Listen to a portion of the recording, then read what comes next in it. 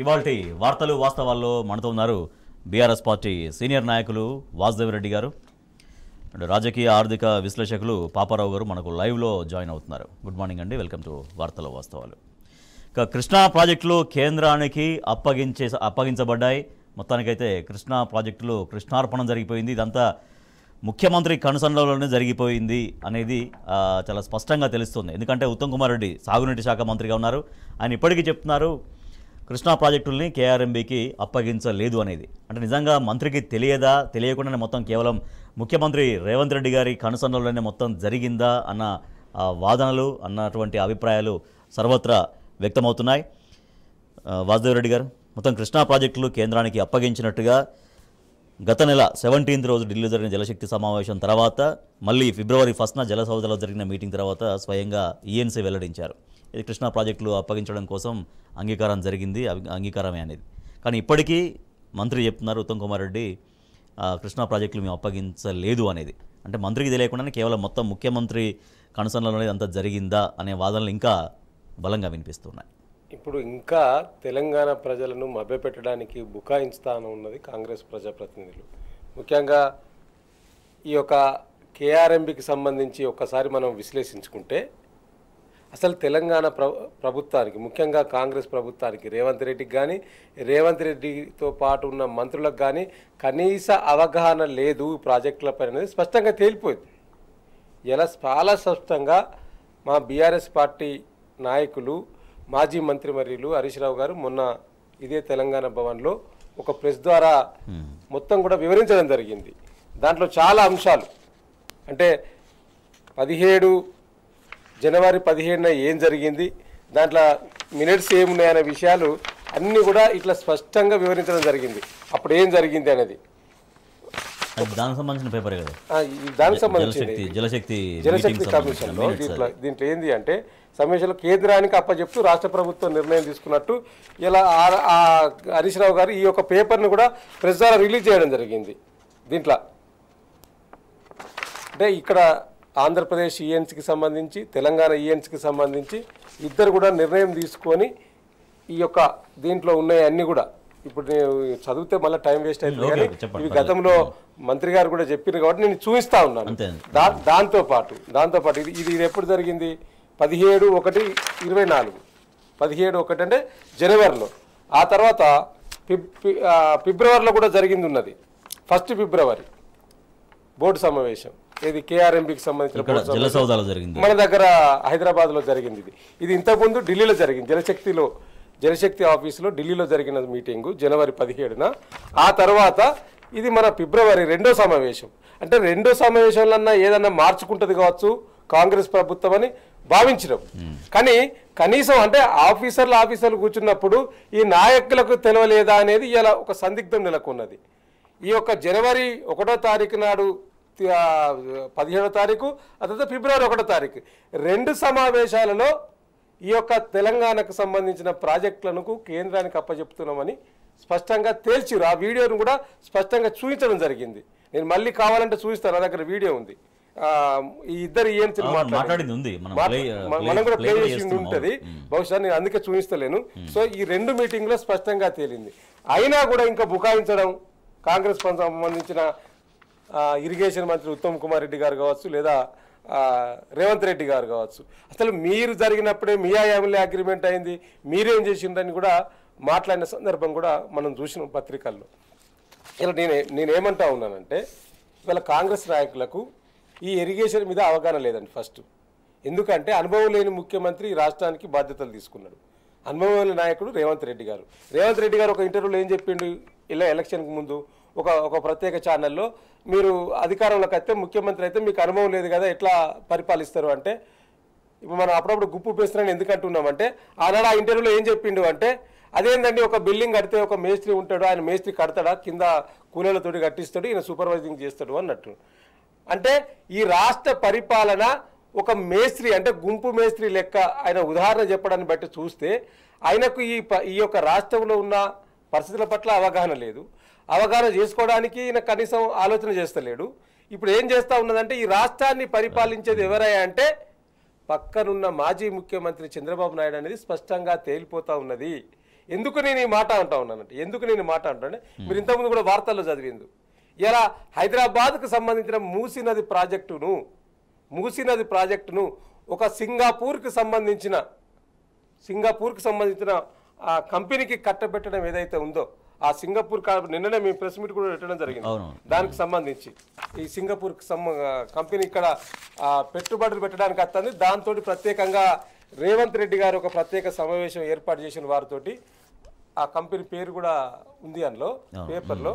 So ఇవాళ గత పాలకులు చంద్రబాబు నాయుడు గారు కావచ్చు, రాజశేఖర రెడ్డి గారు కావచ్చు, సింగపూర్ నుంచి కంపెనీ తెస్తున్న సందర్భంలో ఆ ప్రాడ్ కంపెనీలను ఇలా తెలంగాణకు తీసుకొచ్చి కట్టబెట్టడం ఏదైతే ఉందో కాగు నివేదికలు కూడా స్పష్టం చేసింది అది ప్రాడ్ కంపెనీ అని చెప్పి. అది జార్ఖండ్ కంపెనీలో మోసం చేసింది, 100 కోట్లు మోసం చేసింది అని చెప్పి స్పష్టంగా ఉన్నది. మీరు గూగుల్లో కొడితే ఆ కంపెనీకి సంబంధించింది కూడా డీటెయిల్స్ వస్తాయి ప్రాడ్ కంపెనీ అని. అంటే నేను ఎందుకు ఈ ఉదాహరణ చెప్పినానంటే ఒక్క ఇరిగేషనే కాదు, మొత్తం ఈ యొక్క తెలంగాణ ప్రాంతానికి సంబంధించిన రావాల్సిన పెట్టుబడులు కావచ్చు, లేదా తీసుకురావాల్సిన ఈ యొక్క ప్రాజెక్టును కాపాడడం కావచ్చు, లేదా కంపెనీని తీసుకురావడం కావచ్చు, ఇవన్నీ కూడా ఒక అబద్ధాన్ని ఇవాళ బూచిగా చూపించి కాంగ్రెస్ ముందుకెళ్తా ఉన్నది తప్పితే నిజంగా తెలంగాణ ప్రాంతాన్ని, తెలంగాణ ప్రాంత ప్రజల పట్ల మరి ఒక చిత్తశుద్ధి లేనట్టు కనిపిస్తా ఉన్నది. రైట్ పాపారావు గారు, మొత్తం ముఖ్యమంత్రి రేవంత్ రెడ్డి గారి కనుసన్నలోనే అంత జరిగింది. మంత్రి సాగునీటి శాఖ మంత్రిగా ఉన్నటువంటి మన ఉత్తమ్ కుమార్ రెడ్డి గారికి అసలు కనీసం దీనిపైన ఈ సమాచారం కూడా లేదు అనేది ఒక వాదన అది చాలా బలంగా వినిపిస్తుంది. ఎందుకంటే ఆయన ఇప్పటికీ చెప్తున్నారు కేఆర్ఎంబీకి మేము కృష్ణా ప్రాజెక్టులు అప్పగించలేదు అని. మరోపక్క ఆల్రెడీ అప్పగించినట్టుగా మినిట్స్ చాలా స్పష్టంగా చెబుతూనే ఉన్నాయి. ఎందుకు ఎక్కడ ఒక వైరుధ్యం కనిపిస్తోంది వాస్తవంలో రాష్ట్ర మంత్రి చేసే ప్రకటనల్లో? ఒకటి సార్, చేసుకున్న వాళ్ళకి చేసుకున్నంత అనేది ఉంది, ఒక సామెత ఉంది. అంటే ఉత్తమ్ కుమార్ రెడ్డి లాంటి వారు ఎవరైతే ఒరిజినల్ కాంగ్రెస్ వాదులు ఉన్నారో వాళ్ళు రేవంత్ రెడ్డితో పడ్డటువంటి రాజీ ఫలితంగా వాళ్ళు ఈ రోజు ఇరకాటంలో పడ్డారు. వాళ్ళు రేవంత్ రెడ్డితో రాజీయే కదా, అది రాజీయే. ఆ రాజీలో భాగంగానే వాళ్ళు రేవంత్ రెడ్డి ఎటు నడిపితే అటు నడిపి రేవంత్ రెడ్డికి అనుకూలంగా మాట్లాడాల్సిన దుస్థితిలోకి నెట్టబడ్డారు ఈ రోజు అనేది స్పష్టంగా ఉత్తమ్ కుమార్ రెడ్డి గారు మాట్లాడుతున్నటువంటి మాటల నుంచి మనకు అర్థమవుతుంది. రెండోది ఏంటంటే ఇక్కడ మీకు యుద్ధం మొదలవక ముందే వాస్తవానికి కేఆర్ఎంబి విషయంలో కానివ్వండి, లేకపోతే కృష్ణా జలాల విషయంలో కానివ్వండి, ఈరోజు అధికారుల సస్పెన్షన్ కూడా ప్రముఖంగా పేపర్లో వచ్చింది. ఆ అధికారుల సస్పెన్షన్ అనేది యుద్ధం మొదలవక ముందే కాంగ్రెస్ పార్టీ చేతులెత్తేసిందంటానికి తార్కాణం. ఎందుకంటే తన బలిపశువులుగా 13వ తారీఖు నల్గొండలో కేసీఆర్ గారి సమావేశం ఉంది కాబట్టి ఆ రోజు మరింత స్పష్టంగా హరీష్ రావు గారు మొన్న ప్రెస్ మీట్ పెట్టారు. ఆ తర్వాత కూడా వార్తలు వస్తున్నాయి. చాలా స్పష్టంగా ఇప్పటికే జనాల్లోకి వెళ్ళింది. వాళ్ళు కేఆర్ఎంబి ప్రాజెక్టులను అప్పజెప్పేశారు. శ్రీశైలం ప్లస్ నాగార్జున సాగర్ ఇక తెలంగాణకి ఎనాథిం అంటే స్ట్రేంజ్ వాటికి వెళ్ళి సున్నం వేసుకోవాలన్నా కానీ పర్మిషన్ కావాలి కేంద్ర ప్రభుత్వాన్ని కేఆర్ఎంబి అనేది మన కేసీఆర్ గారు కూడా చెప్పారు. ఇట్లాంటి పరిస్థితి అంటే ఒక రకంగా సార్వభౌమాధికారాన్ని నీళ్ల మీద తెలంగాణ కొట్లాడి తెచ్చుకున్నటువంటి సార్వభౌమాధికారాన్ని కోల్పోతున్న పరిస్థితి ఈ రోజు స్పష్టంగా కళ్ళ ముందు కనపడుతుంది. అందుకే ఏంటంటే ఈ రోజు ఇంకేం చేయాలో తెలియక రోజువారీ బుకాయింపులు చేస్తానే ఈ క్రమంలో భాగంగా అధికారుల్ని బలిపశువులుగా చేసి రెడీగా పెట్టుకున్నారన్నమాట. ఆర్గ్యుమెంట్లు మాకు తెలియకుండా జరిగిందనో ఏం చెప్తారో మరి తెలియదు కానీ అధికారులను ఈ రోజు బలిపశువులుగా చేసి ఆర్గ్యుమెంట్లు రెడీ చేసుకుంటున్నారు. స్పష్టంగా ఒకటే చెబుతా, అసలు కేఆర్ఎంబికి అప్పచెప్పలేదని ఉత్తమ్ కుమార్ రెడ్డి గారు ఎలా చెబుతున్నారో నాకు తెలియదు కానీ ఒక్కసారి నేను మీ పర్మిషన్ తో ఏబిఎన్లో ఫిబ్రవరి 1వ తారీఖున కేంద్ర ప్రభుత్వం దగ్గర మీటింగ్ జరిగింది. ఆ మీటింగ్ తర్వాత ఏబిఎన్ లో వచ్చినటువంటి వార్త ఇది, వినండి ఒక్కసారి. ఇది ఒక్క నిమిషం చూపిస్తాను నేను, ఇదేదో యాడ్ వస్తుంది సార్. అయితే ఏంటంటే ఇక్కడ ఇంకోటి సార్,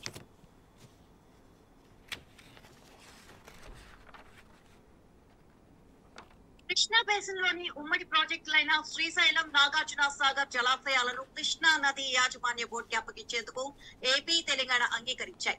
నిన్న హైదరాబాద్ జల సంస్థలో చైర్మన్ శివనందన్ కుమార్ అధ్యక్షతన బోర్డు సమావేశం జరిగింది. దీనికి తెలంగాణ నుంచి ఈఎన్సీ సి మురళీధర్, అంతర్రాష్ట్ర విభాగం chief engineer Mohan Kumar, Nagarjuna Sagar chief engineer Anjani Kumar, ఇంకా స్పష్టంగా అంటే ఇప్పుడు ఏమీ తెలియదనే బుకాయింపు కోసం అది అర్థమైంది కదా మీకు స్పష్టంగా ఏబిఎన్ అది ఎన్నో తారీఖు అంటే ఫిబ్రవరి 2వ తారీఖు వార్త, అది ఏబిఎన్ లో చదివిన వార్త వాళ్ళు అఫ్ కోర్స్ అన్నిట్లో వచ్చిందిలేండి. అన్నిట్లో వచ్చింది. మీ వీడియో రికార్డు చూపిస్తున్నాం. మురళీధరన్ గారి పేరు కూడా చెప్పారు అక్కడ సమావేశంలో. ఇవాళ ఆయన రాజీనామా అడుగుతా అంటే ఏంటంటే వాళ్ళు చేశారని చెప్పడం కోసం లాగా ఇదంతా అనమాట. ఏంటంటే స్పష్టంగా ఏంటంటే అధికారులు సొంతంగా నిర్ణయాలు తీసుకుంటా పోయే పరిస్థితి అయితే మాత్రం ఇంత పెద్ద విషయాల్లో అంత తేలిగ్గా వాళ్ళు వాళ్ళ జీవితాలను బలిపెట్టుకొని ఉద్యోగాలను బలిపెట్టుకొని చెయ్యరు.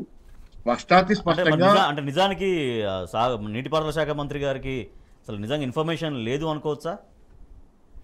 తెలియకుండానే అసలు ఆయన సంప్రదించకుండానే నేరుగా మౌనంగానే అంటే మరి ఆయన తప్పక మాట్లాడుతున్నారో ఆయన ఇరుక్కుపోయారో తెలియదు. నేను అనుకోవటం అయితే ఆయన ఇరుక్కుపోయిన సందర్భమే. మరి ఆయనకి ఎంత తెలుసో ఏమో కానీ ఇరుక్కుపోయిన సందర్భంలోనే ఆ ఇరకాటంలో ఏం చేయాలో స్థితిలో ఆయన ఉన్నాడు. ఒకవేళ ఇప్పుడు నిజం తెలిసినా ఇంకా కాదని చెప్తే పార్టీలో అంతర్గత కళాలు నోటెక్కి కాబట్టి అనే స్థితి కూడా లేక, అంటే విడవమంటే పాము కోపం, కరవమంటే కప్ప కోపం అని చెప్పి ఆ స్థితిలో ఆయన పాపం అవునని చెప్పలేక కాదని చెప్పలేక ఆ స్థితిలో పడిపోయారు. అందుకే కదా ఇవాళ ఫిబ్రవరి 13వ తారీఖు వస్తుంది, నల్గొండలో సమావేశం జరుగుతుందంటే గుండెల్లో రైళ్లు పరిగెట్టబట్టి వాళ్ళ మురళీధరన్ గారిని వాళ్ళని రాజీనామా ఇవ్వమని చెప్పి అడిగి దానికోసం రంగం అధికారుల్ని బలిపెట్టి రంగం సిద్ధం చేసుకుంటున్నారు. తప్ప మాది లేదని ఆ రోజు బయట జనాల్లో వచ్చే ఆలోచనలకి జవాబుగా మా తప్పేం లేదు తెలియకుండా చెప్పండి. ఇంకొకటి అండి చెప్పండి. ఇప్పుడు దాంతో పాటు వారు చెప్పిన దాంతో పాటు వారు ఏబిఎన్లో వచ్చిన వార్త చూపించారు. ఎంత అబద్ధం అంటే ఒక రాష్ట్ర ముఖ్యమంత్రి అవగాహన లేకుండా మాట్లాడచ్చా? అవగాహన నీకు తెలియకుండా తెలుసుకోండి. ఎవరికైనా తెలియదండి, తెలుసుకొని చెప్పాలి. ఎవరైనా ఒక ప్రెస్కి వచ్చినప్పుడు ఒక రాష్ట్ర ముఖ్యమంత్రి నిండు మన సెక్రటరియట్లో కూర్చొని, ఒక రాష్ట్ర సచివాలయంలో కూర్చొని ఏం చెప్తారండి ఆయన ప్రెస్ మీట్లో? ఆయన మొన్న పేపర్ కూడా వచ్చింది ఇది. ఏం చెప్పిండు? 22 మే 27 జరిగిన 16 కిస్టో బోర్డు, అదేవిధంగా 17వ కిస్టో బోర్డు సమావేశంలో ప్రాజెక్టులను అప్పగిస్తామని అంగీకరించారని చెప్పి ఒక రాష్ట్ర ముఖ్యమంత్రి రేవంత్ రెడ్డి గారు అబద్ధం చెప్పిండు. ఇది 17వ మీటింగ్లో, 17వ కిస్టో బోర్డు సమావేశంలో ప్రాజెక్టును అప్పగిస్తామని. 17వ కిస్టో బోర్డు సమావేశం ఏం చెప్పిందండి? ఇది 19/5/23లో జరిగిందండి. అప్పుడు గవర్నమెంట్ ఉన్నప్పుడు, బీఆర్ఎస్ గవర్నమెంట్ ఉన్నప్పుడు 17వ బోర్డు మీటింగ్. ఇది ఒకసారి చూపించండి మీరు జూమ్లో. సో ఇది కనిపిస్తలేనట్టు ఒకసారి చూపించండి, జూమ్ చేసి. ఇది 17వ కిస్టో బోర్డు సమావేశంలో అప్పగించడమని రేవంత్ రెడ్డి గారు అబద్ధాలు చెప్పిండు. దీంట్లో ఏమున్నది? ఇది అపెక్స్ కమిటీకి పేరా 17.11 అట్లా పెట్టండి, క్లియర్ అవ్వకుండా అట్లా క్లియర్ కనపడుతుంది. ఇది 17వ బోర్డు సమావేశం. ఈ 17వ బోర్డు సమావేశంలో పేరా 17.11లో ఏం చెప్పింది అంటే అప్పటి ప్రభుత్వము దాంట్లో ఈ సమస్యకు పరిష్కారము మరి ఇద్దరు సీఎంలు కూర్చొని మాట్లాడాల్సింది కాబట్టి దీనికి అపెక్స్ కమిటీకి పంపిస్తున్నామని చెప్పి ఇలా స్పష్టంగా చెప్పింది. To this special chief secretary I&CAD Government of Telangana State started that they do not agree for transfer of the components of Srisailam and Nagarjuna Sagar and stressed that the matter may be referred the Apex Council to discuss common assets and to review the Gazette notification number 2842E dated 15/7/2021. అంటే స్పష్టంగా చెప్పింది ఇది apex కమిటీకి దీన్ని ఒప్పుకునే సమస్య లేదు. ఇది అపెక్స్ కమిటీకి ఇద్దరు ముఖ్యమంత్రులు, కేంద్ర జలశక్తి శాఖ మంత్రి గారికి పంపిస్తా ఉన్నాం, వారు కూర్చొని డిసైడ్ చేయాలని 17వ కమిటీ ముఖ్యమంత్రి గారు చెప్పిన 17వ సమావేశం ఎగ్జాక్ట్లీ 17వ కృష్ణా బోర్డు సమావేశంలో ప్రాజెక్టులు అప్పగిస్తామని మన అంగీకరించని చెప్పి ఏదైతే చెప్పిండో రేవంత్ రెడ్డి గారు, అంగీకరించలేదు, అపెక్స్ కమిటీకి పంపిస్తున్నామని దీంట్లోనే ఉంది. తెలుసుకోవాలి కదా రేవంత్ రెడ్డి గారు, తెలుసుకోకుండా ఇష్టం. అందుకే నేను ముందు చెప్పినట్టు ఇది అవగాహన రాహిత్యము. రేవంత్ రెడ్డి గారికి తెలియదు, కనీసం ఈయన దాని గురించి అవగాహన తెచ్చుకోవాలి కదా. సో అంటే ఎట్లా బుకాయిస్తాడు అంటే రేవంత్ రెడ్డి గారు ఎప్పుడు కూడా అబద్ధాలు చెప్పి, ఒకవేళ వారు అబద్ధం చెప్తే నిజంగా కూడా జర్నలిస్టులు కూడా దీన్ని తెలుసుకొని రాయాల్సిన అవసరం కూడా ఉందనే విషయాన్ని నేను ఈ వేదిక ద్వారా కూడా వారికి కూడా విజ్ఞప్తి చేస్తాను. కృష్ణా ప్రాజెక్టుల్ని KRMBకి అప్పగించడం పట్ల రాష్ట్ర రైతాంగ ప్రయోజనాల్ని దెబ్బతీసే విధంగా కాంగ్రెస్ ప్రభుత్వం వ్యవహరిస్తున్న తీరు పట్ల బీఆర్ఎస్ పార్టీ తీవ్రంగా స్పందిస్తుంది. ఈ మేరకు ఈ నెల 13న నల్గొండలో భారీ బహిరంగ సభ నిర్వహించబోతుంది బీఆర్ఎస్ పార్టీ. పాపారావు గారు, రాష్ట్ర రైతాంగ ప్రయోజనాల కోసం 13th రోజు నల్గొండలో సభ కండక్ట్ చేస్తుంది. ఈ మేరకు బీఆర్ఎస్ అధినేత కేసీఆర్ గారు ప్రకటించారు, రైతులకు పిలుపునిచ్చారు. సో రైతులు బీఆర్ఎస్ సభకు ఎట్లా ర్యాలీ అయ్యే అవకాశం ఉంది? సమస్య తీవ్రత అందరికీ అర్థమవుతున్నటువంటి పరిస్థితి ఖచ్చితంగా కనపడుతుంది. ఎందుకంటే దీనిలో నిర్వివాదంగా మనం వీడియోలు చూసినా, దీనికి సంబంధించినటువంటి ఈ 5-6 రోజుల్లో వస్తున్నటువంటి యూట్యూబ్ వీడియోలు చూసినా దాని కింద ఉన్న కామెంట్లో ఎవరు ప్రభుత్వానికి సంబంధిస్తున్నటువంటి పరిస్థితి అయితే లేదు. పూర్తిగా ప్రభుత్వానికి వ్యతిరేకంగా ఈ నిర్ణయాన్ని తప్పుపడతా అందరూ మాట్లాడుతున్నారనేది వాతావరణమే మనకి జనాల్లో, రైతాంగంలో మరీ ముఖ్యంగా ఇది ఖచ్చితంగా కనపడబోతుంది. పైగా ఈ దక్షిణ తెలంగాణలో మీకు తెలిసిందే, అంటే పాలమూరు రంగారెడ్డి పూర్తయితే అక్కడ అంతా నీళ్ళు వచ్చే అవకాశం కానీ బాగా ఉండేవి. కానీ ఇప్పుడు ఈ పరిస్థితి అనేది ఒక తీవ్రమైనటువంటి అలజడి ఆందోళనకు కారణం అవుతుంది. కాబట్టి ఓ రకంగా ఇది ఒక మళ్ళీ తెలంగాణ ఉద్యమం నాటి పరిస్థితుల్ని, నాడు తెలంగాణ ఉద్యమం ముఖ్యంగా ఉత్తర తెలంగాణ కేంద్రంగా జరిగింది. అయితే ఈ రోజు ఏంటంటే ఉత్తర తెలంగాణలో సరే ఎటుకుడి కేసీఆర్ టీఆర్ఎస్ బలంగా ఉన్నారు, అక్కడ ఉద్యమ వాతావరణం ఉంది. కానీ ఈరోజు దక్షిణ తెలంగాణ కూడా అలుముకునే పరిస్థితి. ఈరోజు నీళ్ల విషయంలో జరిగినటువంటి చేతిలో ఉన్న పరిస్థితులు, చేతిలో ఉన్న దాన్ని చేజార్చుకున్నటువంటి స్థితి దక్షిణ తెలంగాణలో ఒక ఉద్యమం రూపం తీసుకునే అవకాశం భారీగా ఉంది. కాబట్టి ఈరోజు గతంలో ఉన్న విధంగా ఉద్యమ వాతావరణం విషయంలో కానీ, ఉద్యమ స్ఫూర్తి విషయంలో కానీ ఉత్తర దక్షిణ తెలంగాణలకు మధ్య ఉన్నటువంటి తేడా కూడా చెరిగిపోయే పరిస్థితి వస్తుంది. ఎందుకంటే దక్షిణ తెలంగాణ ఈరోజు ఉద్యమించాల్సిన అవసరం వచ్చింది, ఉద్యమించే పరిస్థితి వచ్చింది. కాబట్టి మీరు అడిగినటువంటి స్పందనగా చూసుకుంటే కనుక నల్గొండ సభకి చాలా భారీ ఎత్తున ఉంటుంది. ఎందుకంటే ఇది ఒకటే కాదు, మీకు ప్రాజెక్టుల విషయంలో ఈ రకంగా చేసుకుంటా రావటమే కాదు, కేఆర్ఎంబి పరిధిలోకి ఇచ్చేసి కేంద్ర ప్రభుత్వం చేతిలో పెట్టి చేతులు దులుపుకునే పరిస్థితి తెచ్చుకోవటమే కాదు, 6 గ్యారంటీల వైఫల్యాలు కూడా ఇప్పటికే అగ్గి రాజేసింది. ఫిబ్రవరి 1వ తారీఖు వస్తుంది అన్నటువంటి గ్రూప్ 1 నోటిఫికేషన్ రాకపోగా ఒక రోజుకు ఒక 60 పోస్టులు 30 పోస్టులు యాడ్ చేసుకుంటూ వెళ్ళిపోతా, అంటే ఏదో చేస్తున్నట్టు దానిలో ఇంకా అది పూర్తిగాకే చేస్తున్నట్టు. అంటే ఒక వాతావరణం ఏంటంటే ఖచ్చితంగా ప్రజల్లో సందేహాలు మొదలైన, అనుమానాలు మొదలైన, ఈ ప్రభుత్వం మీద నమ్మకం వేగంగా సడలిపోతుంది.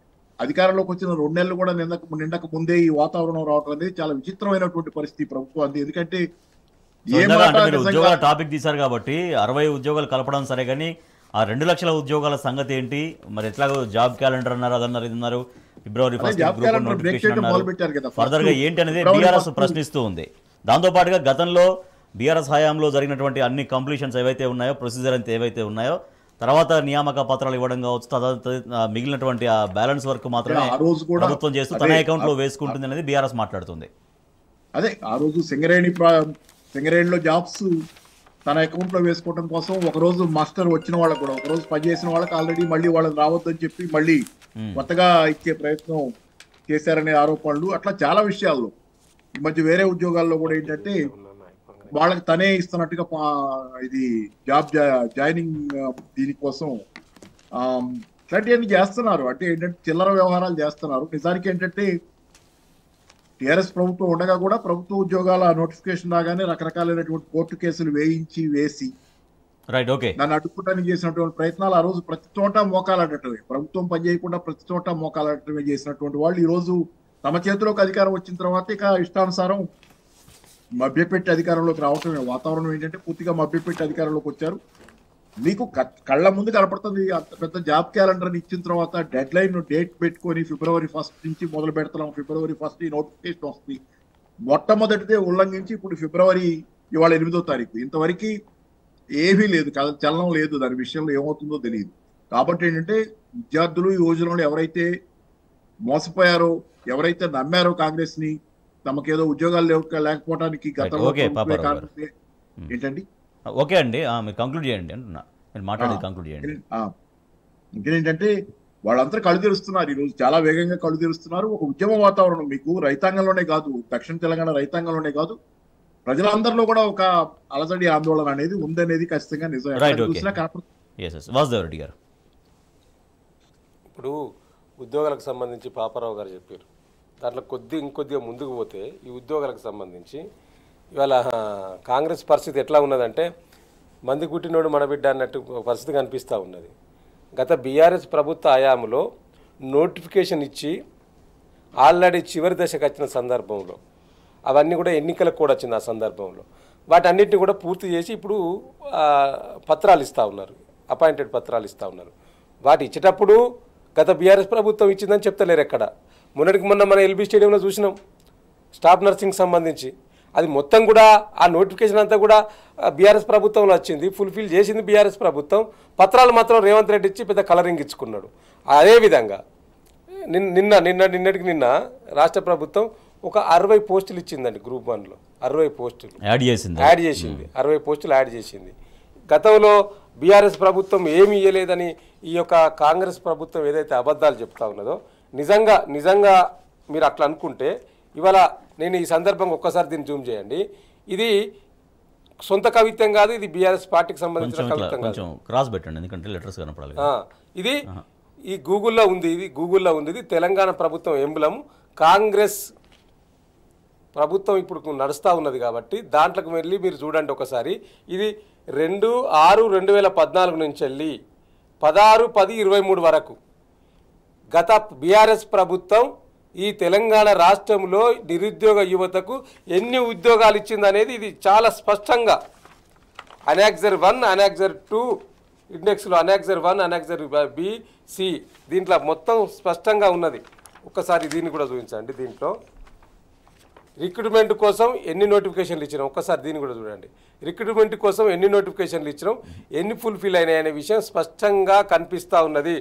దీంట్లో వేకెన్సీ కోసం 2,32,308 పోస్టులు ఆనాడు ఆర్థిక శాఖ స్పెసిఫై చేసి నోటిఫికేషన్ ఇస్తే దాంట్లో నోటిఫై చేసిన ఉద్యోగాలు 2,02,735 గత బీఆర్ఎస్ ప్రభుత్వంలో.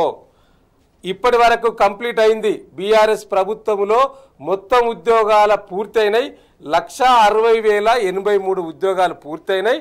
42,652 ఉద్యోగాలు చివరి దశకు వచ్చినాయి. గవే అప్పుడప్పుడు ఇప్పుడున్న రేవంత్ రెడ్డి గారు మొన్న స్టాఫ్ నర్సుకు సంబంధించింది కావచ్చు, మరి త్వరలో 15,000 ఉద్యోగాలు ఇస్తా అని చెప్పింది కదా పోలీసులకు, అది కూడా బీఆర్ఎస్ ప్రభుత్వంలో జరిగిన అనే విషయాన్ని ఈ సందర్భంగా తెలంగాణ ప్రాంతంలోని యువత జాబ్ మేళలో 441 మందికి తర్వాత ఏ డిపార్ట్మెంట్ కారుణ్య నియామకాలు కూడా కారుణ్య నియామకాలు ఎవరు చేసిండండి? గత బీఆర్ఎస్ ప్రభుత్వం కదా నోటిఫై చేసింది కారుణ్య నియామకాలు ఇస్తాని హామీ ఇచ్చి ఇంప్లిమెంటేషన్ చేస్తూ ఉన్నది. ఇప్పుడు ఈయన గొప్పగా చెప్పుకుంటా ఉన్నాడు, ఈ ప్రభుత్వం గొప్పగా చెప్పుకుంటా ఉన్నది. ఈ ప్రభుత్వం వచ్చిన తర్వాత కొత్తగా చేసింది ఏమి లేదండి. మొన్నటికి నిన్నగాక మొన్న ఇచ్చిన 60 పోస్టులు తప్పితే కొత్తగా చేసింది ఏమి లేదు. ఇలా 2 లక్షల ఉద్యోగాలు మీరు ఎన్నికల హామీ ఇచ్చిర్రు, దాంట్లో 60 ఉద్యోగాలు అయిపోయినాయి. ఇంకా 1,99,040 ఉద్యోగాలు 940 ఉద్యోగాలు ఖాళీ ఉన్నాయి. ఈ ఖాళీలను ఇప్పటికిప్పుడే నింపమని మేము అడుగుతలేం. సరే ఫైన్ కైండ్ ఇన్ఫర్మేషన్ ఏంది అంటే మేము డిమాండ్ చేస్తాం. మేము ఏమంటున్నామంటే ఏ డిపార్ట్మెంట్లో ఎన్ని ఖాళీలు ఉన్నాయో అవైతే లెక్కలు తీసేయచ్చు కదండి. ఇలా మేము నింపిన ఉద్యోగాలు ఏ డిపార్ట్మెంట్లో ఎన్ని ఉద్యోగాలు నింపినామో స్పష్టంగా చెప్పినాము. ఇక్కడ తెలంగాణ స్టేట్ లెవెల్ పోలీస్ రిక్రూట్మెంట్లో ఎన్ని చేసినాము, తెలంగాణ రెసిడెన్షియల్ ఎడ్యుకేషన్లో ఎన్ని చేసినాము, మెడికల్ అండ్ హెల్త్లో ఎన్ని చేసినాము అనేది స్పష్టంగా ఈ ఇండెక్స్లో ఉన్నది. మేమేం అడుగుతున్నామంటే మీరు 2 లక్షల ఉద్యోగాలు ఇస్తా అని చెప్పిండ్రు కదా, ఆ 2 లక్షల ఉద్యోగాలలో 60 ఇచ్చిండ్రు కాబట్టి మిగతా ఉద్యోగాలు ఏ డిపార్ట్మెంట్లో ఎన్ని ఖాళీ ఉన్నాయో దయచేసి చెప్పండి అనే విషయాన్ని బీఆర్ఎస్ పార్టీగా కాంగ్రెస్ ప్రభుత్వాన్ని మేము డిమాండ్ చేస్తా ఉన్నాం. కానీ చెప్తలే తప్పించుకుంటా ఉన్నది. అంటే ఉద్యోగాల విషయంలో అంతే, ప్రాజెక్టుల విషయంలో అంతే. తెలంగాణ ప్రాంత ప్రజల పట్ల ఇవాళ కాంగ్రెస్ చేస్తున్న ఈ యొక్క వైఖరిని తప్పకుండా మేము ఇప్పటిదాకా మీరు అడిగిండ్రు కదా 13వ తారీఖు సభకు సంబంధించి ఇవాటి నుంచి అసెంబ్లీ జరగబోతా ఉన్నది. తప్పకుండా తెలంగాణ ప్రజల గొంతుకగా బీఆర్ఎస్ పార్టీ ఉండబోతా ఉన్నది. ఆ యొక్క అసెంబ్లీలో మీరు చేస్తున్న ప్రాజెక్టుల కేఆర్ఎంబి కేంద్రానికి అప్పచెప్పిన విధానం కావచ్చు, ఉద్యోగులకు సంబంధించిన కావచ్చు, 6 గ్యారెంటీలు కావచ్చు, 6 గ్యారెంటీలతో పాటు 420 హామీలు ఏవైతే మీరు ఇచ్చిండ్రో వీటన్నిటిపైన తప్పకుండా ప్రజల గొంతుగా బీఆర్ఎస్ పార్టీ మాట్లాడుతున్న విషయాన్ని బీఆర్ఎస్ పార్టీ డిమాండ్ చేస్తుంది. ఉద్యోగాల విషయంలో ఏం డిమాండ్ చేస్తుందంటే ఇప్పటికిప్పుడు నోటిఫికేషన్లు వేసి ఫాస్ట్గా ఫిలప్ చేయండి అనేది బీఆర్ఎస్ అనట్లేదు. కాకపోతే ఆ 2 లక్షల ఉద్యోగాల ఖాళీలు ఎక్కడెక్కడ ఏమేమి ఉన్నాయో ముందు అది ఒక రిలీజ్ అయితే చేయాలి కదా, అది చూపెట్టాల్సిన అవసరం ఉంటుంది కదా. ఎందుకంటే జాబ్ క్యాలెండర్ అని మీరు చెప్పినప్పుడు అవన్నీ దేంట్లో ఎంత ఖాళీలు ఉన్నాయి, ఆ నెంబర్ ఆఫ్ జాబ్స్ అనేది డిస్ప్లే చేయాలి కదా అనేది బీఆర్ఎస్ డిమాండ్. అవును, జాబ్ క్యాలెండర్తో పాటు రోడ్ మ్యాప్ ఒకటి కావాలంటే ఎక్కడే ఉద్యోగాలు ఖాళీ ఉన్నాయి, ఏ రకంగా ఉన్నాయి అనేది ఉంటే కనుక దాన్ని రోడ్ మ్యాప్ వేసుకొని దాని ప్రకారం క్యాలెండర్ ఇచ్చిపోవచ్చు. కానీ క్యాలెండర్ ఇచ్చి ఉద్యోగాలు ఎక్కడ ఉన్నాయో వెతుక్కోవటం అనేది చాలా విచిత్రమైన పరిస్థితి. అది బండి ముందు గుర్రం ఉండాలి, కానీ బండి వెనక గుర్రం ఉంటే బండి కదలదు కదా. వెనక నుంచి గుర్రం నెడితే కదలదు, అలా ముందే ఉండాలి గుర్రం. అందుకని ఏంటంటే రోడ్ మ్యాప్ ఉండాలంటే 2 లక్షల జాబ్స్ ఎక్కడే ఉన్నాయి అనేది ఐడెంటిఫై చేసి చెప్పేటట్లయితే దానికి ఒక రోడ్ మ్యాప్ వేసుకుని దాని ప్రకారం జాబ్ క్యాలెండర్ ఇచ్చుకోవడం అనేది సరైన పద్ధతి, అది మామూలుగా జరగాల్సిన పద్ధతి. కానీ వీళ్ళు ఏంటంటే ఎన్నికల వాగ్దానంగా ఒక నెంబర్ మంచి నెంబర్ కనపడుతుంది అని చెప్పి ఇచ్చినటువంటిగా పరిస్థితి తప్పితే వాస్తవంలో వాళ్ళు ఇప్పుడు దాకా కూడా ప్రయత్నం చేస్తున్నటువంటి దాఖలాలు ఏం లేవు. 2 లక్షల ఉద్యోగాలు ఎక్కడున్నాయి, ఏ ఉద్యోగాలు ఏ ఖాళీ ఉన్నాయి అనేది ఒక ఎక్సర్సైజ్. అది కూడా వీళ్ళేమి మంత్రులేమి చేయక్కర్లా, వాళ్ళ పని వాళ్ళు చేసుకుంటానే అధికారులకు అప్పచెప్తే కనుక అది వాళ్ళకి కావాల్సిన జాబితా తయారై వస్తుంది కనుక చేసే ప్రయత్నం కూడా చేయటం. ఎందుకంటే అది చేస్తే కనుక వాళ్ళు భర్తీ చేయమనే డిమాండ్ రోజు పెరుగుద్ది కదా. ఏంటంటే ఆ రోడ్ మ్యాప్ కూడా చేసే పని కానీ ఐడెంటిఫై చేసే పని కానీ జాబ్స్ ఖాళీలు చేయటం లేదన్నది. ఓకే, చెప్పండి, మీరు కంక్లూడ్ చేయండి. అదే ఏంటంటే ఏదో అంటే కింద మీద పడి రకరకాలైనటువంటి ఫీట్లు చేస్తున్నారు, రోజు ఒక ఫీట్లు చేస్తున్నారు అనే విషయం మీకు నాకే కాదు జనానికి అర్థం. అది పరిస్థితి ఏంటంటే జనానికి కూడా అంత అర్థమయ్యే పరిస్థితి. ఎవరు నోరెత్తి ఇప్పుడు పొరపాట్ల పాపం అమాయకంగా ఈ ప్రభుత్వం వస్తే ఏదో మారుద్దని కోరుకున్న వాళ్ళు, ఇంకేదో జరగాలని కోరుకున్న వాళ్ళు కూడా ఈ రోజు తిరిగి వాళ్ళ మంత్రులు మాట్లాడలేని పరిస్థితే కాదు, జనాలు కూడా ఓటేసిన జనాలకు కూడా అట్లాంటి పరిస్థితి తెచ్చిపెట్టింది ఈ ప్రభుత్వం. రైట్ నుంచి రాష్ట్ర అసెంబ్లీ బడ్జెట్ సమావేశాలు మొదలు కాబోతున్నాయి. సో బడ్జెట్ సమావేశాల నేపథ్యంలో సర్వత్రా ఒక ఆసక్తి అయితే కనిపిస్తుంది, ఎటువంటి బడ్జెట్ ప్రవేశపెడుతుంది ప్రభుత్వం అనేది. సో దాంతోపాటుగా బడ్జెట్ అనగానే మన కేంద్ర బడ్జెట్, మొన్న కేంద్ర బడ్జెట్ ప్రవేశపెట్టారు. దాంట్లో తెలంగాణకు ఎటువంటి ప్రయోజనాలు కూడా లేకపోయినా కూడా ఇక్కడ తెలంగాణ రాష్ట్ర ప్రభుత్వం, కాంగ్రెస్ ప్రభుత్వం ఎందుకు మౌనంగా ఉంటుంది?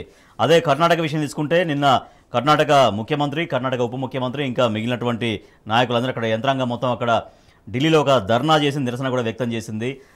అదే కర్ణాటక బాటలోనే తమిళనాడు ఉంది, తర్వాత అనేక ప్రభుత్వాలు ఉన్నప్పటికీ కూడా రేవంత్ రెడ్డి ప్రభుత్వం, ఇక్కడి కాంగ్రెస్ ప్రభుత్వం ఎందుకు బడ్జెట్ పైన కేంద్రాన్ని నిలదీయట్లేదు అనే ప్రశ్నలు సర్వత్రా ఉత్పన్నమవుతున్నాయి.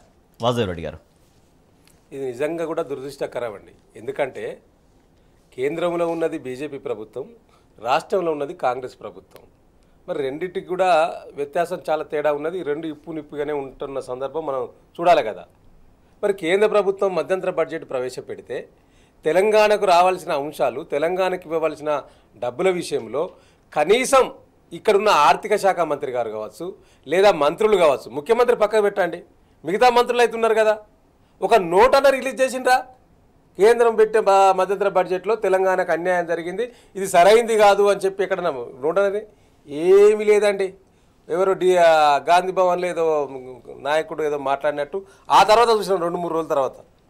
అది కూడా వెంటనే కాదు, స్పాంటేనియసే కాదు, అయినా తెల్లారి అయితే మాట్లాడలేదు. అంటే ఇవాళ తెలంగాణకు రావాల్సిన సంబంధించిన విభజన హామీలకు సంబంధించి కేంద్ర ప్రభుత్వం మధ్యంతర బడ్జెట్లో ఎక్కడ మాట్లాడలేదు. మిషన్ భగీరథ కావచ్చు, మిషన్ కాకతీయకు సంబంధించి ఆనాడు కేంద్ర ప్రభుత్వంలో ఉన్న నీతి ఆయోగ్ 24,000 కోట్లు ఇవ్వాలని సిఫార్సు చేసింది. దాని గురించి ఎక్కడ మరి కేంద్రంలో ఆ బడ్జెట్ సందర్భంలో ఎక్కడ కూడా ప్రస్తావన రాలేదు. అదేవిధంగా నీకు రైల్వేలకు సంబంధించి స్పష్టంగా మనకు అన్యాయం జరిగింది. మనకు రైల్వే బడ్జెట్కు సంబంధించి రైల్వేలలో తెలంగాణకు 5,070 కోట్లు చెప్తే పక్కనున్న ఏపీకి 9,138 కోట్లు మంజూరు చేస్తున్నట్టు ఆ బడ్జెట్లో ప్రవేశపెట్టారు. దాదాపుగా 4,000 కోట్ల వ్యత్యాసం ఉన్నది. ఎందుకు మాకు అన్యాయం జరిగిందని చెప్పి ఇక్కడున్న రాష్ట్ర ప్రభుత్వం అడగాలి కదండి. అదే వ్యవసాయ రైతులకు సంబంధించిన పరిస్థితి అదేవిధంగా ఉద్యోగులకు సంబంధించిన పరిస్థితి అదే. దేని మీద కూడా ఈ రాష్ట్ర ప్రభుత్వం కేంద్ర ప్రభుత్వాన్ని నిలదీయలేకపోయింది. అంటే దీన్ని బట్టి చూస్తే ఏమవుతుందంటే కాంగ్రెస్ బీజేపీ లోపాయికార ఒప్పందం పెట్టుకున్నట్టు స్పష్టంగా కనిపిస్తూ ఉన్నది కదా.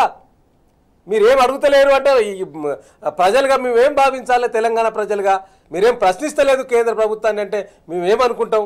తప్పకుండా లోపాయికార ఒప్పందం ఏదో ఉన్నది అనుకుంటాం కదా.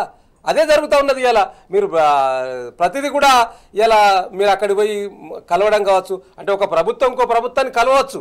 ఇప్పుడు నేను ఆ మాట అంటే ఏమంటారంటే ఒక ప్రభుత్వాన్ని ఇంకో ప్రభుత్వం కలవద్దండి అంటే కలవాలే, కానీ నిధుల గురించి కూడా అడగాలి కదా. తెలంగాణ ప్రజల ప్రాంతం పట్ల నిధులకు అన్యాయం జరుగుతుందని చెప్పి తెలిసినాక కూడా మీరు అడగపోవడాన్ని బట్టి చూస్తే మేము ఏమర్థం చేసుకోవాలి? సో కాబట్టి ఇలా పక్కనున్న కర్ణాటక, ఇప్పుడు మీరు చెప్పినట్టు పక్కనున్న కర్ణాటక కాంగ్రెస్ ఉంది కదా అక్కడ. మరి అక్కడ కాంగ్రెస్ ముఖ్యమంత్రి, అక్కడ ఉన్న డిప్యూటీ సీఎం, అక్కడ మిగతా మంత్రిమండలి అంతా కూడా ఢిల్లీకి వెళ్ళి ధర్నా చేసింది. తమిళనాడు రాష్ట్రంలో ఉన్న అక్కడ రాష్ట్ర ప్రభుత్వం కూడా మా రాష్ట్రానికి అన్యాయం జరిగిందని చెప్పి ఢిల్లీలో ధర్నా చేసింది కదా. మీరు ధర్నా చేయకుండా పర్వాలేదు, కనీసం ప్రశ్నించే తత్వం కూడా మీ దగ్గర లేకుంటే అసలు ఏం జరుగుతూ ఉన్నది? ఈ యొక్క 60 రోజులలో తెలంగాణ రాష్ట్ర ప్రభుత్వం ఏర్పడ్డ తర్వాత మీరు తెలంగాణ ప్రాంతం గురించి, ప్రాంత ప్రజల గురించి, ప్రాంత హక్కుల గురించి ఏనాడైనా మాట్లాడిన సందర్భం కనిపిస్తూ ఉన్నదా? ఎక్కడి నుంచి ఒక కంపెనీ ఈ తెలంగాణ రాష్ట్రానికి రావడానికి సిద్ధంగా కనిపిస్తూ ఉన్నదా? మీరు కంపెనీల గురించి మాట్లాడితే ఫ్రాడ్ కంపెనీలను తీసుకురావడానికి ప్రయత్నం చేస్తూ ఉన్నారు. మీరు ఎవరో చెప్తే విన్నట్టు కనిపిస్తూ ఉన్నది తప్పితే నిజంగా తెలంగాణ ప్రాంతానికి అన్ని విధాలుగా అన్యాయం జరుగుతూ ఉన్నది. తప్పకుండా ఈ అంశాలన్నింటినీ కూడా అసెంబ్లీలో ప్రశ్నించడంతో పాటు ఇవాళ మా నాయకుడు నాటి ముఖ్యమంత్రి కేసీఆర్ గారు గతంలో తెలంగాణ ఉద్యమాన్ని ఏ విధంగానైతే నడిపిండో మళ్ళీ అదే పరిస్థితులను ఇలా కాంగ్రెస్ ప్రభుత్వం తీసుకురాబోతా ఉన్నది.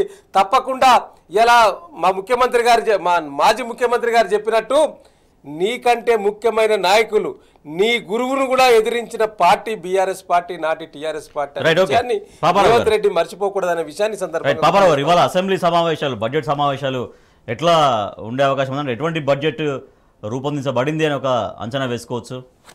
దాంతోపాటుగా కేంద్ర బడ్జెట్ పైన తెలంగాణ ప్రభుత్వం మౌనంగా ఉండడం, పక్క గవర్నమెంట్ ఏమో మన కర్ణాటక గవర్నమెంట్ ఏమో ఢిల్లీలో ఏకంగా ధర్నాలు చేస్తుంటే కనీసం ఇక్కడ ఒక రకమైనటువంటి ఆ స్థాయి నుంచి ఎటువంటి వ్యతిరేకత కేంద్ర బడ్జెట్ పైన అన్యాయం జరిగింది రాష్ట్రానికి అన్నటువంటి వాయిస్ అనేది ప్రభుత్వం నుంచి వినిపించలేకపోవడం. కేంద్ర బడ్జెట్లో రాష్ట్ర ప్రభుత్వానికి ఏమాత్రం వెసులుబాటు కల్పించలేదనేది స్పష్టంగా కనిపెడుతుంది. మిగతా రాష్ట్ర ప్రభుత్వాలన్నీ తమిళనాడు కానీ, కేరళ కూడా అనుకుంటా, కర్ణాటక కానీ, వీళ్ళంతా ఢిల్లీ పోయి ప్రొటెస్టులు చేస్తుంటే వీళ్ళు కనీసం ఇక్కడ నుండి స్టేట్మెంట్లు కూడా ఇవ్వని పరిస్థితి ఒకటి స్పష్టంగా కనపడుతుంటే మరి వీళ్ళ ప్రయారిటీస్ ఏంటి అనేది తెలంగాణ అయితే వీళ్ళ ప్రయారిటీస్లో లేదనేది కనపడుతుంది. అలాగే ఏంటంటే ఈ బడ్జెట్లో సహజంగానే ఫస్ట్ వచ్చే క్వశ్చన్ ఏంటంటే ఈ బడ్జెట్లో 6 గ్యారంటీలకు ఏ కేటాయింపులు, ఎంత కేటాయింపులు ఉంటాయని మీరు స్పష్టంగా 100 రోజులు ఆగక్కర్లా, 60 రోజులు అయిపోయినాయి ఆల్రెడీ. ఇవాళ తయారైతున్న బడ్జెట్, ఈ బడ్జెట్ సమావేశాలు మొదలవుతున్నాయి కాబట్టి 10వ తారీఖు ఏదో బడ్జెట్ అని అంటున్నారు, నిజం తెలియదు. కానీ అది ఈ 2-3 రోజుల్లో 4-5 రోజుల్లోనే బడ్జెట్ ఉంటుంది కాబట్టి ఆ రోజు 6 గ్యారంటీలకు ఏ రకమైనటువంటి కేటాయింపులు చేయబోతున్నారు అనేది కీలకమైనటువంటి ప్రధానమైనటువంటి ప్రశ్న. కాంగ్రెస్ ప్రభుత్వం తనని తాను పబ్లిక్ లో నిలబెట్టుకొని ప్రశ్నించబడుతుందా లేకపోతే ప్రశంసించబడుతుందా అనేది చూడాల్సినటువంటి సందర్భం. ఈరోజు మీరు 6 గ్యారంటీకి సరైన కేటాయింపులు చేసి అమలు చేయడానికి మీ చిత్తశుద్ధిని రుజువు చేసుకుంటే మీకు ప్రశంసలు వస్తాయి, లేకపోతే ప్రశ్నించబడతారు, నిలదీయబడతారు అన్నది మాత్రం ఈ బడ్జెట్ రోజు నుంచి ఖచ్చితంగా ప్రజల నుంచి కూడా భారీ ఎత్తున వస్తుంది. ఓకే, ఇప్పుడు కేంద్ర బడ్జెట్ పైన మౌనంగా ఉండడానికి కారణం ఏంటనుకుంటున్నారు? కేంద్ర బడ్జెట్ మీద మామూలు పబ్లిక్ లో మామూలు పేపర్లు కానీ ఇతరత్ర అనేది ఏంటంటే రేవంత్ రెడ్డి గారు సరే ఆయన గురించి మొదటి నుంచి ఆయన ఏబీవీపీ బ్యాక్గ్రౌండ్ అని బీజేపీకి అనుకూలంగా ఉంటారని, సరే అవన్నీ నిజమైనా కాకపోయినా ఆయనకు కూడా కొన్ని కన్స్ట్రైంట్స్, కేసుల విషయం ఇత్యాది కన్స్ట్రైంట్స్ ఉన్నాయని అవి గెలుపుకోవడం ఇష్టం లేని పరిస్థితి ఉందనేది ఒకటి మామూలు వినపడేది. నిజాలు మనకు తెలియవు కానీ ఏదేమైనా కానీ ఏంటంటే ఆయన అయితే రాజీ పడి గల్లీలో గలాటా చేయడం తప్పితే ఢిల్లీ పోతే మాట్లాడే పరిస్థితి లేదనేది ఆయనది కనపడుతుంది. ఇక్కడ ఉండి పచ్చిబూతులు ప్రత్యర్థులు తిట్టడం తప్పితే ఢిల్లీలో కనీసం మంచి మాటలతో అడిగేది కూడా లేదు, అడుక్కునేది కూడా లేదనేది కనపడుతుంది. కాబట్టి ఆయన ఎంతకీ ఏంటంటే ఇక్కడ తన కక్షలు తీర్చుకోవడానికో, తన కోపాలు తీర్చుకోవడానికో, తనకున్నటువంటి ఒక ఎజెండాని ప్రజెంట్ చేసుకోవడానికి ట్రై చేస్తున్నారు తప్పితే నిజంగా తెలంగాణకి ఏమైనా చేయాలన్నటువంటి 60 రోజుల్లో కనపడలా. రైట్ పాపారావు, కంక్లూడింగ్ వర్డ్ ఈ బడ్జెట్కి సంబంధించింది కూడా నిన్న కర్ణాటక ప్రభుత్వం కానీ మిగతా రాష్ట్ర ప్రభుత్వాలు చేస్తున్నప్పుడు మా పార్టీ వర్కింగ్ ప్రెసిడెంట్ గారు ఎక్స్ వేదిక కూడా ప్రశ్నించడం జరిగింది. మీరు ఎందుకు మౌనం పాటిస్తున్నారు, ఎందుకు ఈ నిశ్శబ్దం కేంద్ర ప్రభుత్వం పైన, దీనిపైన ఏం ఆలోచిస్తూ ఉన్నారు? అసలు చెప్పాల్సిన బాధ్యత రాష్ట్ర ప్రభుత్వానికి ఉంది కదండి. ఇవాళ కొత్తగా జిల్లాలు ఏర్పాటు చేసుకున్నారు. Conclude. ప్రతి జిల్లాకు ఒక నవోదయ పాఠశాల కావాలని డిమాండ్ చేసినాం. కానీ నవోదయ పాఠశాలలు లేవు, ఆ IIIT లేవు, IIT లేవు, IIM లేవు.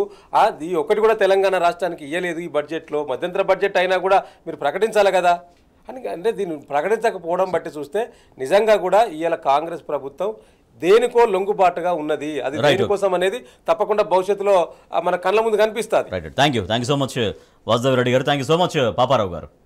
ఇది ఇవాల్టి వార్తలు వాస్తవాలు. చూస్తూనే ఉండండి టీ న్యూస్.